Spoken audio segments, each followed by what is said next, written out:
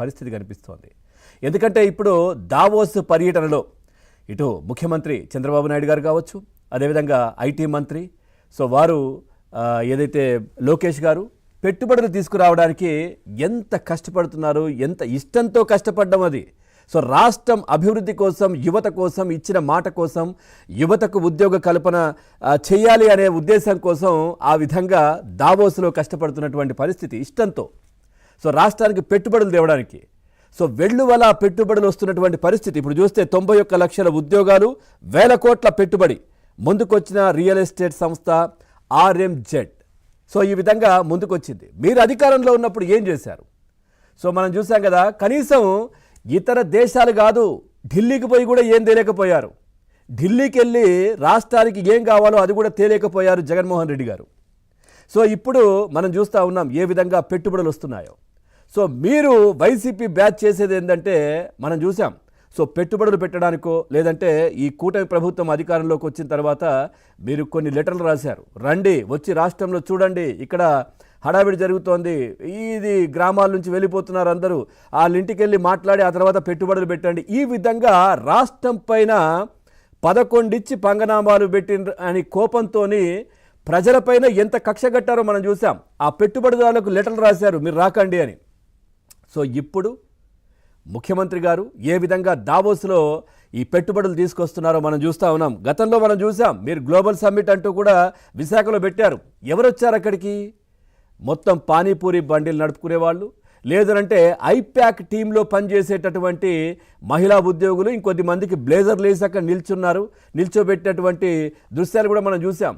తినడం కోసం అక్కడ ఉన్నటువంటి బఫేలో తినడం కోసం కొట్టుకున్న దృశ్యాలు కూడా కనిపించాయి. వాళ్ళందరినీ పెట్టుబడిదారులు అని చెప్పేసి మీరు తీసుకొచ్చి అక్కడ ప్రమోట్ చేసే ప్రయత్నం చేశారు. ఈ విధంగా వచ్చారు, ఇన్ని కోట్ల పెట్టుబడులు వచ్చాయని. ఏమొచ్చాయి? రాష్ట్రంలో నిరుద్యోగులకు ఒక్క ఉద్యోగం కూడా కల్పించలేకపోయారు. తెచ్చి మొత్తం మంచిగా పూర్తిగా ఈ ఇంజనీరింగ్ కావచ్చు, అట్లాంటి చదువులు చదువుకున్న గ్రాడ్యుయేట్లు కావచ్చు, అట్లాంటి వాళ్ళందరినీ తెచ్చి మీరందరూ వాలంటీర్లుగా పెట్టారు. వాళ్ళకు అరకొర జీతాలు ఇచ్చి 5 సంవత్సరాలు మీకు నిజంగా చెప్పాలంటే వెట్టి చాకరీ చేయించుకున్నారు. వాళ్ళతోని ఎంత ఇబ్బంది పెట్టారో అవన్నీ మనం చూసాం. మీరు కల్పించినటువంటి ఉద్యోగాలు ఎన్ని, ఎక్కడ? రాష్ట్రంలో ఉన్న యువత ఇతర ప్రాంతాలకు పూర్తిగా వలసపోయినటువంటి పరిస్థితి. పూర్తిగా మనం చూసాం, ఎక్కడ కూడా ఉద్యోగ కల్పన లేదు. భవన నిర్మాణ కార్మికులకు ఉద్యోగ ఉపాధి అవకాశాలు లేవు, ఏవీ లేవు. ఆ విధంగా మీరు చేశారు. ఇప్పుడు చూడండి దావోస్లో ఏ విధంగా మన తెలుగు రాష్ట్రాలు, ఇక్కడే కాదు ఇటు తెలంగాణ, ఏపీ 2 రాష్ట్రాలకు సంబంధించినటువంటి ముఖ్యమంత్రులు, ఆ మంత్రులు అక్కడికి పోయి ఏ విధంగా 2 రాష్ట్రాల అభివృద్ధి కోసం తెలుగు వాళ్ళు గౌరవంగా గొప్పగా ఉండాలి అనే ఉద్దేశంతో ఏ విధంగా మనకు పెట్టుబడులు కావచ్చు ఇవన్నీ తెస్తున్నారో ఇప్పుడు చూడండి అని చెప్పి రాష్ట్ర ప్రజలే మాట్లాడుకుంటున్నారు ఇప్పుడు చూస్తున్నటువంటి పరిస్థితులు చూసి. ఎందుకంటే మీరు చేసింది ఏంటి? ఆ మంత్రి ఏం పేరా, నిజంగా చెప్పాలంటే మీ హయాంలో పనిచేసిన మంత్రుల పేర్లు కూడా చాలామందికి తెలియవు. ఎందుకంటే వాళ్ళు 2 సంవత్సరాలు 2.5 సంవత్సరాలు అంటూ మార్చేశారు. వాళ్ళ శాఖలేంటో వాళ్ళకే తెలియని పరిస్థితి. అట్లాంటి వాళ్ళు ఏం మాట్లాడారో మనం చూసాం గతంలో. ఒక్కసారి ఆ మంత్రి గుడివార అమర్నాథ్ ఐటీ శాఖ మంత్రి ఏం మాట్లాడారో ఒక్కసారి వినిపిస్తాను. దీంట్లో వ్యాఖ్యలు కూడా ప్రజలు ఒకసారి చూడాలండి. అది మైనస్ చలి ఉంటుంది సహజంగా, అందరికీ అదే ఉంటుంది కదా. ఎన్నోళ్ళు దాదాపు 2,500 నుంచి 3,000 మంది ప్రతినిధులు ఉంటారు. ఒక సందర్భంలో అయితే ఇప్పుడు మా ఫైనాన్స్ సెక్రటరీగా ఉన్నటువంటి రావత్ గారు అక్కడ ఆ స్నో ఉన్న దాంట్లో కాలు జారి కాలు కూడా ఫ్రాక్చర్ అయ్యి దాదాపు 40-45 రోజులు అక్కడ ట్రీట్మెంట్ చేయించుకున్నారు. సాధారణంగా చలిలో ఉంటే ఎవడో స్నానం చేస్తామా? సరే, అవన్నీ చెప్తాం బయటికి.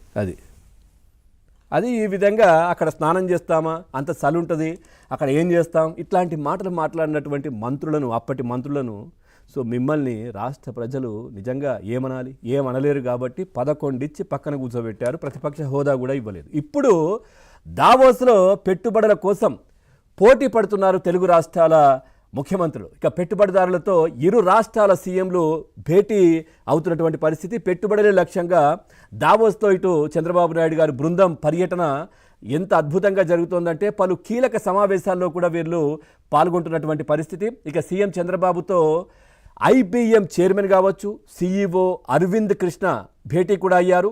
అమరావతిలో క్వాంటమ్ కంప్యూటర్ సెంటర్ ఏర్పాటుపై కూడా చర్చ జరిగినట్టుగా తెలుస్తోంది. రాష్ట్ర ప్రతినిధులను పరిశీలిస్తామని ప్రతిపాదనలను హామీ కూడా ఇచ్చినటువంటి పరిస్థితి అరవింద్. ఇక గూగుల్ క్లౌడ్ సీఈఓ థామస్ కురియన్తో కూడా చంద్రబాబు నాయుడు సమావేశమయ్యారు.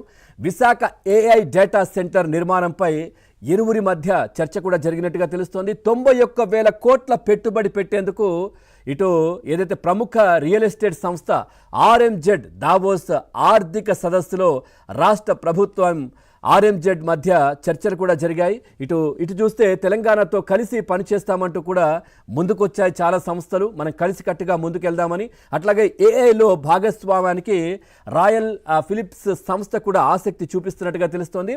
హైదరాబాద్లో నాలెడ్జ్ హబ్ ఏర్పాటుపై సీఎం రేవంత్ రెడ్డితో చర్చ కూడా జరిగినట్టుగా తెలుస్తోంది. ఇజ్రాయెల్ ఇన్నోవేషన్ చైర్మన్తో ఇటు రేవంత్ రెడ్డి కూడా భేటీ అయ్యారు. ఇట్లా 2 తెలుగు రాష్ట్రాల ముఖ్యమంత్రులు తెలుగు వాళ్ళ అభివృద్ధి అభ్యున్నతి కోసం ఏ విధంగా కష్టపడుతున్నారు, ఏ విధంగా చేస్తున్నారో మనం చూస్తూ ఉన్నాం. మీ హయాంలో మీరు చేసింది ఏంటి? ఇందాక నేను చెప్పినట్టుగా ఢిల్లీ నుంచి కూడా ఏం తేలేకపోయారు కదా.